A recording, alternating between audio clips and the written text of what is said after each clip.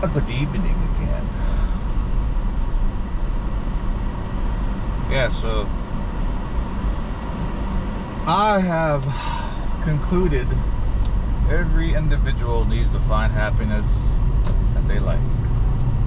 Everyone does it. Everyone does it online.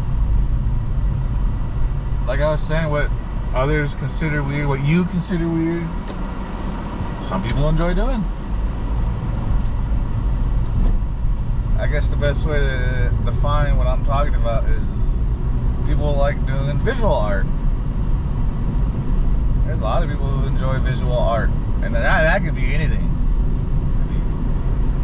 You know, smearing crayons to create a sunset, or putting on obscure colored makeup to appear different.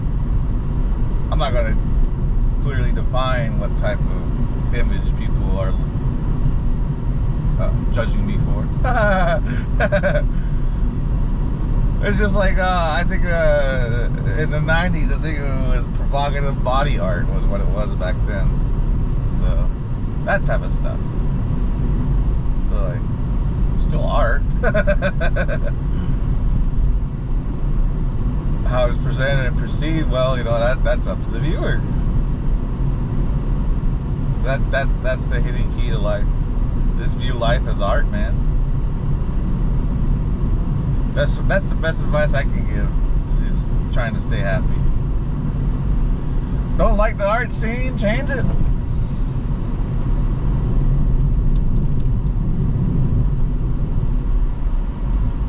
It's just like if I don't know what the heck this person's doing. It's just like I was thinking the other day,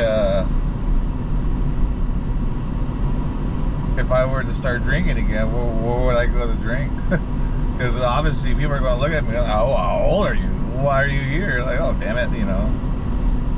Because they're allowed to do that. So it's like, man, I don't know. So I just say, you know, I don't need to do that.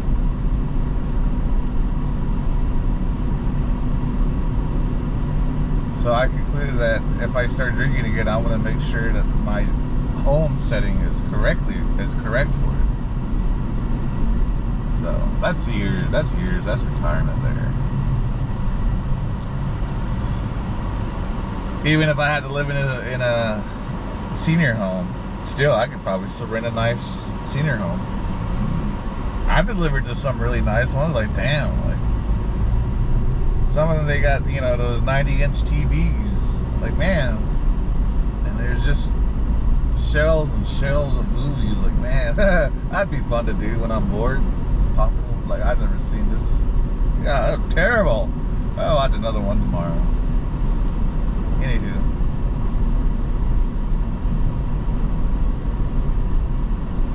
So like, since I'm a teacher now, I plan on wearing tie-dye polos and tie-dye button downs.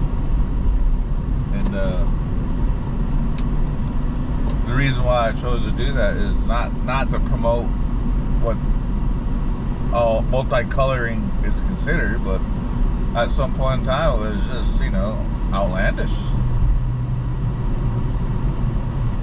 The ones who invented it, just look at how people look at the fashion at the time tie-dye shirts were being worn in its original fashion.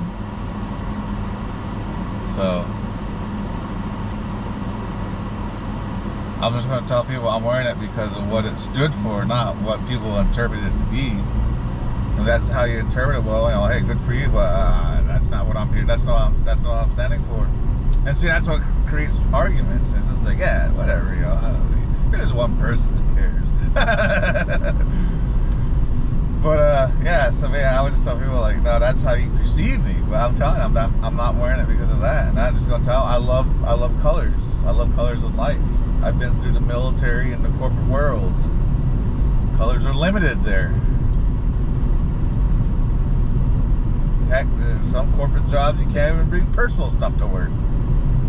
You're just staring at everything that the company provides you to stare at. Just like, man, I love the I love the paychecks, but what you got to stare at for the rest of your life? Just like, man, Oh, that's another perspective too. If you're wondering why I keep changing jobs, a job's a part of your life. You got to be happy. That's what I said. I wasn't happy, so screw it. I got to find something that's going to make me happy. And when I was teaching the first time, it was at a I think it's a charter school. But no, it was there, so I didn't. I wasn't too thrilled because it didn't require a board to approve me. It just required the highest, a person that I worked with or is the superintendent. So I was just like, But no, this job, yeah, just like the substitute teaching job, they had to go to the board to approve me. Like, that's totally dope. Like that, like, all right, I'm doing something that, you know, that's not normally talked about. So yeah, if you didn't know, every school teacher here in the USA, all their information has been presented to a board, and the board's the final say, yay or nay.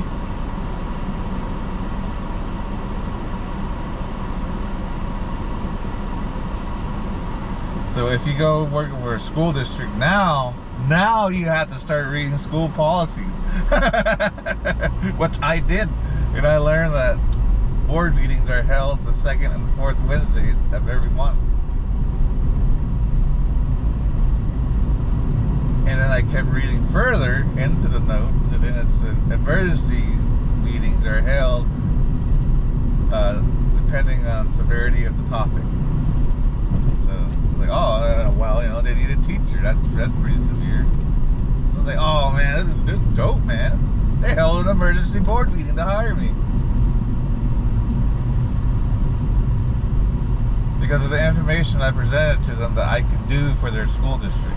Not just the teaching aspect, I can do other things. Like as a veteran, I can enroll the school district into the Cyber Patriots program now. But you can't do it unless you're, you know, a veteran.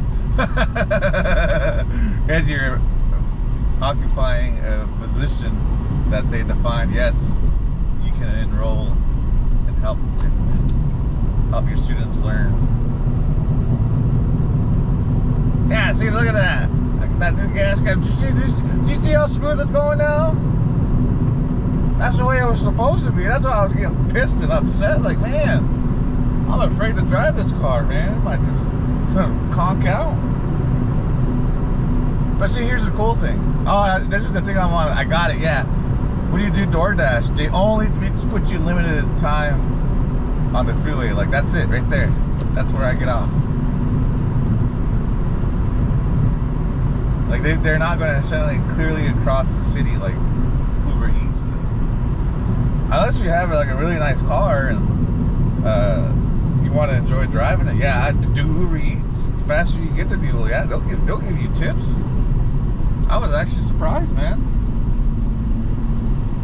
Somebody gave me a $12 tip. Even when, yeah, because when I got there, the person was like, holy crap, you got here fast. I was like, oh, I'm not speeding. He's like, yeah, I know, but I was 10 minutes sooner than what was anticipated.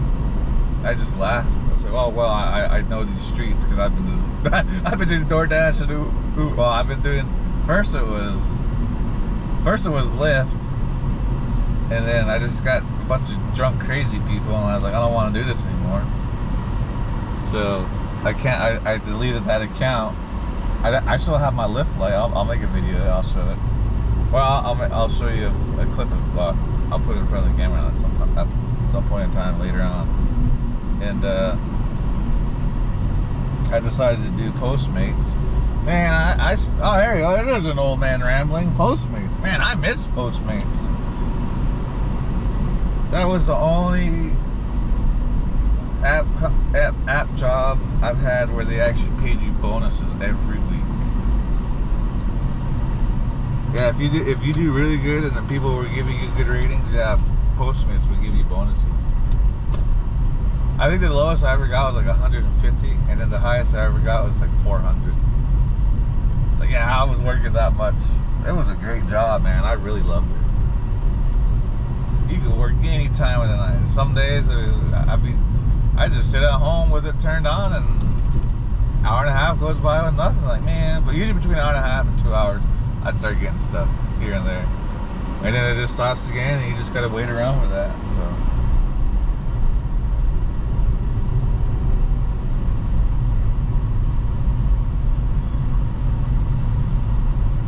And then Uber Eats bought it, and like I said, the Uber Eats, they send you clear across. They send you clear across the city. It sucks, man. I don't know. Yeah, it's sending you clear across the city. So now you got to contest with a bunch of stuff. And like I said, when you're worried about your car breaking down like I was, it sucks. So, talk later.